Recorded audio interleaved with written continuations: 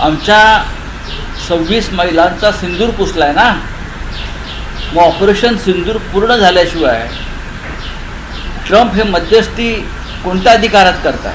भारत हा एक सार्वभौम संप्रभू राष्ट्र आहे, 140 कोटी लोकसंख्येचं राष्ट्र आहे.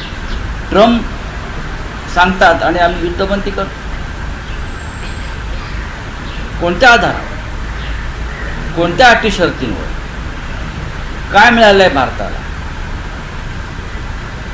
युक्रेन आणि रशियाच्या युद्धामध्ये जाहिरात केल्यानंतर भाजपने पापा ने वार रुकवा दिया, मिस्टर मोदी. मग आता अमेरिका के पापा ने वार रुकवा दिया क्या? पूरा बदला लेंगे, ये भाषा होती. पूरा बदला लेंगे, छोड़ेंगे नहीं, पाकिस्तान के टुकड़े करेंगे, पाकिस्तान के तुकडे करेंगे. कुठे गेले तुकडे?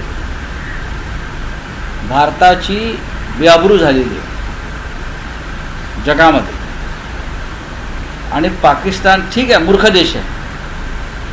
जगभरामध्ये पाकिस्तानच्या प्रधानमंत्र्यांचं स्टेटमेंट आलं आहे की आम्ही युद्ध जिंकलो, ते युद्ध जिंकले. भारतासारख्या देशाला, देशाच्या प्रधानमंत्र्याला जो अखिलेचे दिवे पाजळत होते कालपर्यंत, त्यांना शोभत नाही. कुठे गेले सगळे भक्त, अंधभक्त?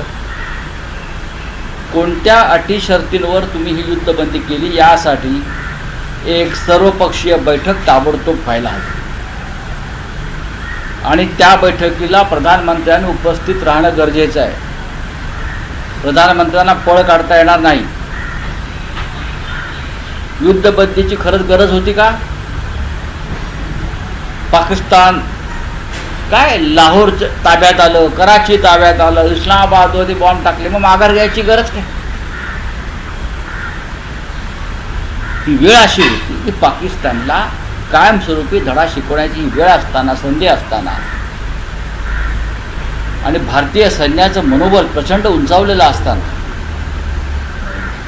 देशाच्या राजकीय नेतृत्वानं अचानक कच खाल्ली. देशाच्या राजकीय नेतृत्वानं कच खाल्ली आणि आमच्या सैन्याचं आणि देशाचं मनोबल हे त्यांनी उद्ध्वस्त